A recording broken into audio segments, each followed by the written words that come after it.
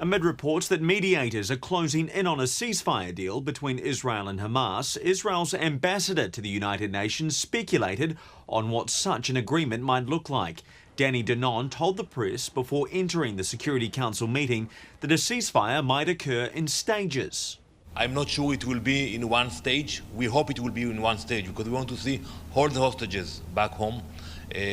Maybe it will not be in one stage, and basically it will be similar to what we saw in the past, more than a year ago, that you have a ceasefire, a long one, and at the same time of the ceasefire, during that ceasefire, hostages will be released. At the Security Council, members were briefed on the dire situation in Gaza and were informed that approximately 250 Palestinians had been killed in the past week as a result of Israeli strikes.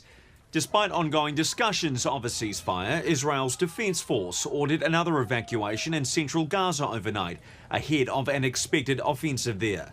Meanwhile, Israel says it has carried out successful strikes targeting Hamas militants who are planning an attack on Israeli soldiers operating in Jabalia. A ceasefire is long overdue. The continued collective punishment of the Palestinian people is unjustifiable. The relentless bombardment of Gaza by Israeli forces, the larger number of civilian casualties, the blanket destruction of Palestinian neighborhoods, and the worsening humanitarian situation are horrific. US Ambassador to the United Nations Linda Thomas-Greenfield said it's crucial that the release of hostages be part of any agreement, rather than simply allowing Hamas to negotiate a ceasefire.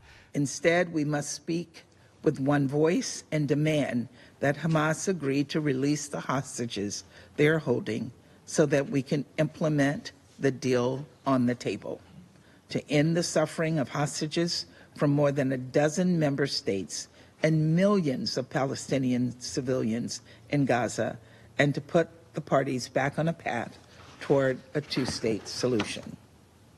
China's Deputy Permanent Representative told the Council it was hopeful that any agreement would not be obstructed, adding it was committed to seeing a two-state solution achieved. China supports the Council in using all tools in its toolbox and taking all necessary actions to end the conflict in Gaza, and urges the relevant country not to block Council actions anymore.